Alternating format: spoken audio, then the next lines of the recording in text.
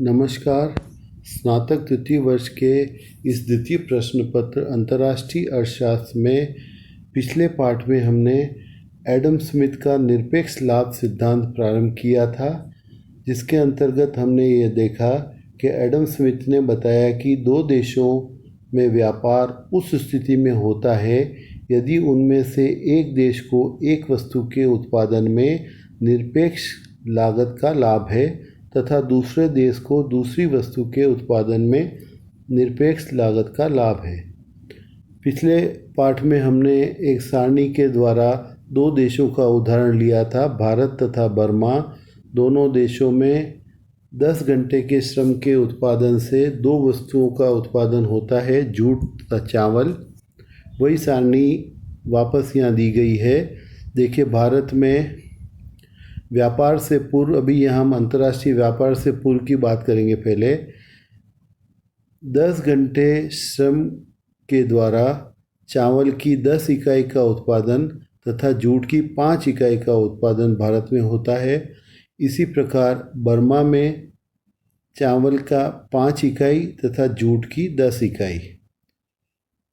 कुल उत्पादन दोनों देशों का यदि योग करें तो चावल 15 इकाई तथा जूट 15 इकाई।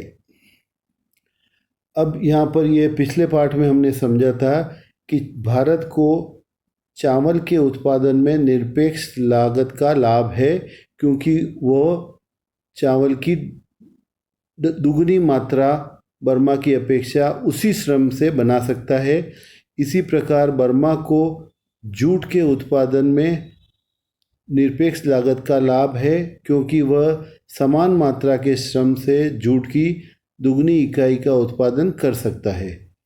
अतः इस तालिका से ये स्पष्ट होता है कि व्यापार से पहले दोनों देश भारत और बर्मा श्रम की इकाइयाँ लगाकर दोनों वस्तुएं चावल और जूट की 15-15 इकाइयाँ उत्पादित करते हैं।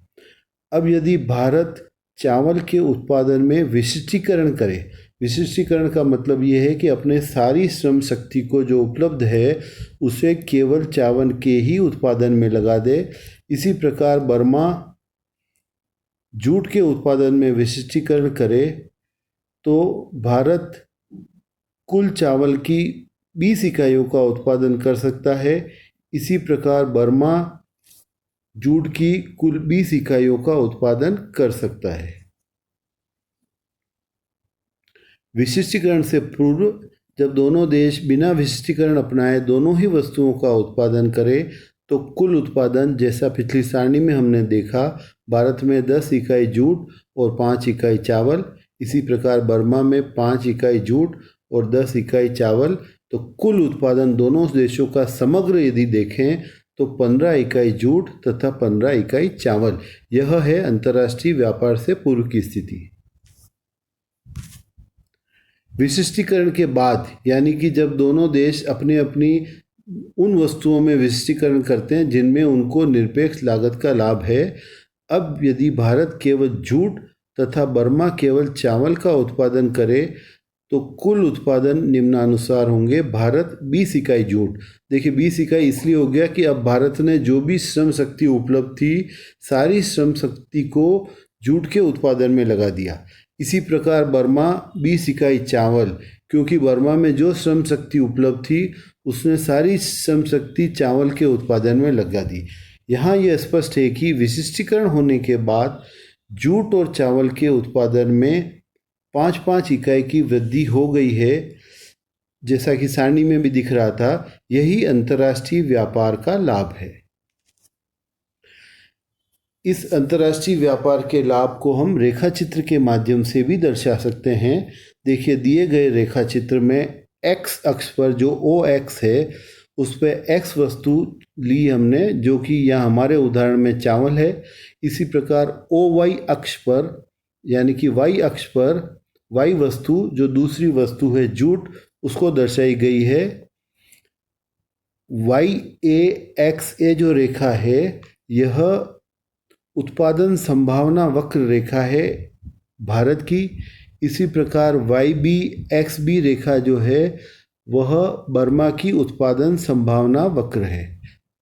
उत्पादन संभावना वक्र रेखा यह बताती है कि किसी भी देश में जो समस्त साधन उपलब्ध हैं उन सभी साधनों को लगाकर दो वस्तुओं की कितनी मात्रा का उत्पादन किया जा सकता है।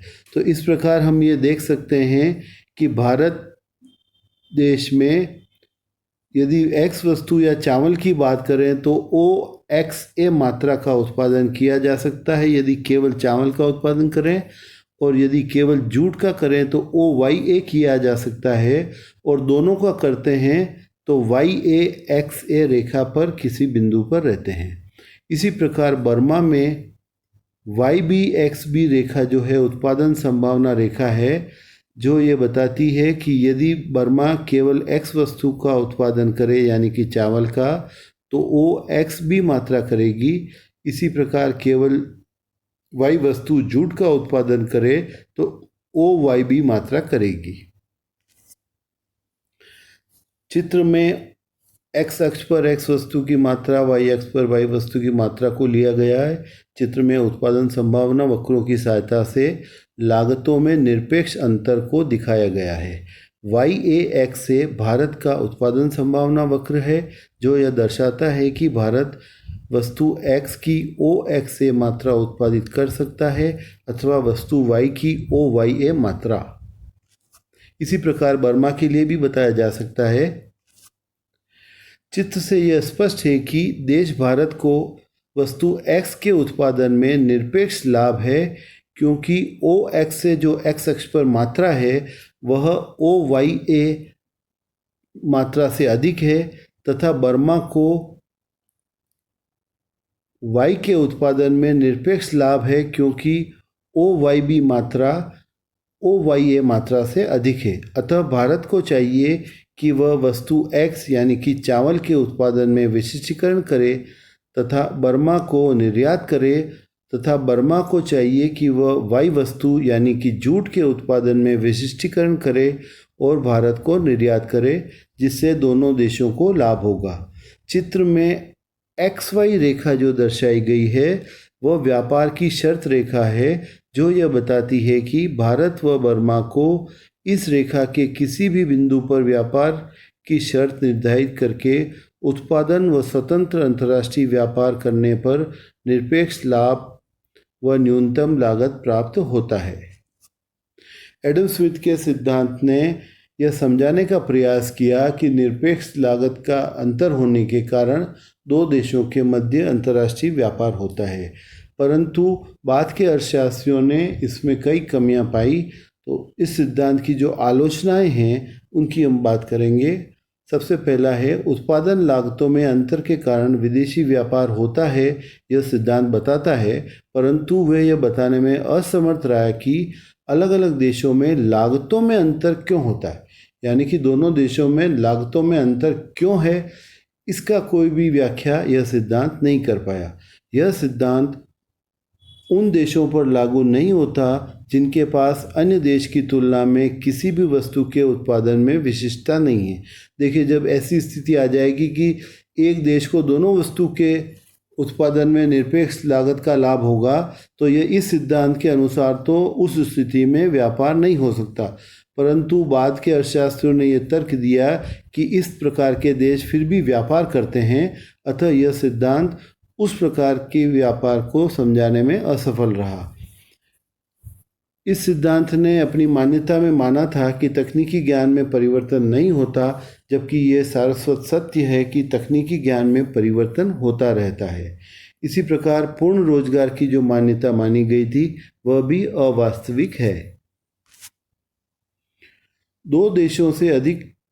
दो से अधिक देशों पर यह सिद्धांत लागू नहीं होता। यह सिद्धांत केवल दो वस्तुओं तथा दो देशों के मध्य व्यापार को ही समझा सकता है। साधनों की अगतिशीलता जो इस सिद्धांत ने मानी थी वह भी अव्यावहारिक है।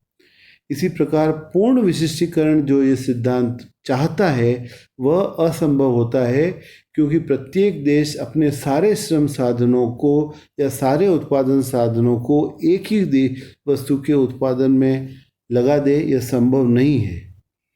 फिर स्वतंत्र व्यापार में अनेक बाधाएं होती है जिनका जिक्र यह सिद्धांत नहीं करता। अर्धविकसित देशों के लिए इस सिद्धांत को लागू करना असंभव है। इसी प्रकार परिवहन व व्यय व मांग दशाओं की अवहेलना इस सिद्धांत में की गई है, जो सही नहीं है। श्रम की कार्य क्षमता में भिन्नता को स्पष्ट नहीं किया गया। दोनों देशों में श्रम की कार्य क्षमता, उसकी उत्पादकता में भिन्नता हो सकती है, जिसकी व्याख्या यह सिद्धांत नहीं करता। जब किसी एक देश को वस्तु के उत्पादन में निरपेक्ष लाभ नहीं हो तो क्या स्थिति होगी, यह स्पष्ट नहीं किया गया है इस सिद्धांत में। इसी प्रकार लोचपूर्ण बाजार व स्थिर कीमतों की तथ्यहीन कल्पना की गई है। यह सिद्धांत मानता है कि बाजार लोचपूर्ण है तथा कीमतें स्थिर रहती है, जबकि हम जानते हैं कि अंतर्राष्ट्रीय व्यापार में सदैव ऐसा नहीं रहता।